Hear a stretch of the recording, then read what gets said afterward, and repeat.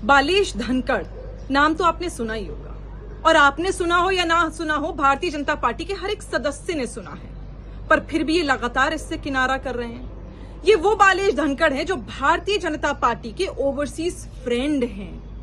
ये international wing में बहुत ही अहम पद पर हैं, और मैं ये इसलिए कह रही हूं क्योंकि ये बालेश धनखड़ की तस्वीरें सामने आई हैं देश के प्रधानमंत्री नरेंद्र मोदी जी के साथ। अब लाजमी है कि बालेश धनखड़ क्योंकि भारतीय जनता पार्टी के इंटरनेशनल विंग के सदस्य और बड़े सम्मानित सदस्य हैं, तो देश के प्रधानमंत्री नरेंद्र मोदी जी से लाजमी है कि विदेशी मुद्दों पर, अहम मुद्दों पर चर्चा कर रहे होंगे, क्योंकि इनके साथ बैठकें पीएमओ तक में हुई हैं। फिर भी भारतीय जनता पार्टी कह रही है कि हम तो इसे जानते ही नहीं है।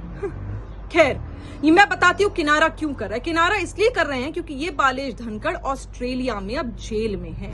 कोर्ट ने कहा है कि इसे सलाखों के पीछे डाल दो। पता है क्यों कन्विक्ट हुआ? ये सिर्फ ड्रग्स के मामलों में नहीं, मामला ये कि ये लगातार मासूम बच्चियों का, लड़कियों का रेप करता आया, शोषण करता है। और खाली शोषण नहीं करा है इसने वीडियो रिकॉर्डिंग करी है और ब्लैकमेल तक करा है कि मैं तुम्हें जॉब दे दूंगा, ये दे दूंगा, और वीडियोस रिकॉर्ड करी हैं उस शोषण की। अब जॉब्स के बदले इसने वीडियो रिकॉर्ड करी और रेप करा, या फिर शायद ये भी वादा किया होगा, हो सकता है कि भारतीय जनता पार्टी का जो इंटरनेशनल प्लेटफॉर्म है, इंटरनेशनल विंग है, उसमें भी हम तुम्हें सदस्य बना देंगे। भगवान जाने कि क्या है, लेकिन रेप कर वीडियो बनाकर ब्लैकमेल करा है।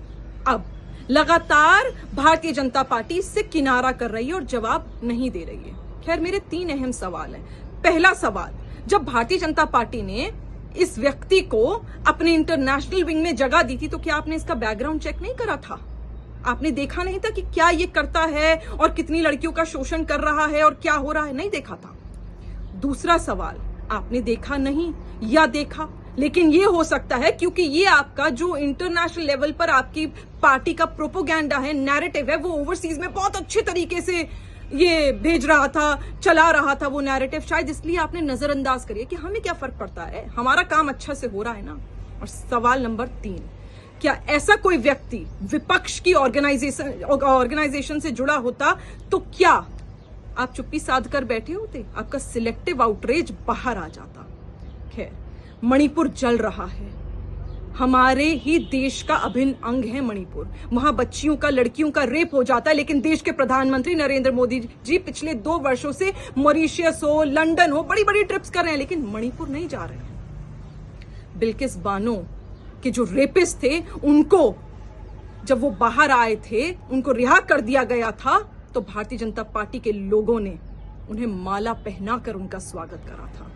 और आज जो ये सेक्सुअल प्रेडेटर है, ये रिपीट करता है सारे ऑफेंस, इस व्यक्ति को भी आप एक तरह से चुप्पी साध कर बैठे, तो आप इसको कहीं ना कहीं ढाक रहे हैं। मैंने कहा ना, ये बात सिर्फ एक व्यक्ति के अपराध की नहीं है, ये मामला है भारतीय जनता पार्टी की आइडियोलॉजी का, ये मामला है उनकी विचारधारा का कि वो किस संस्कृति से आते हैं। भारतीय जनता पार्टी कि जो लोग इस प्रकार के शोषण कर रहे हैं, उनको ढक रहे हैं कन्वीनियंटली।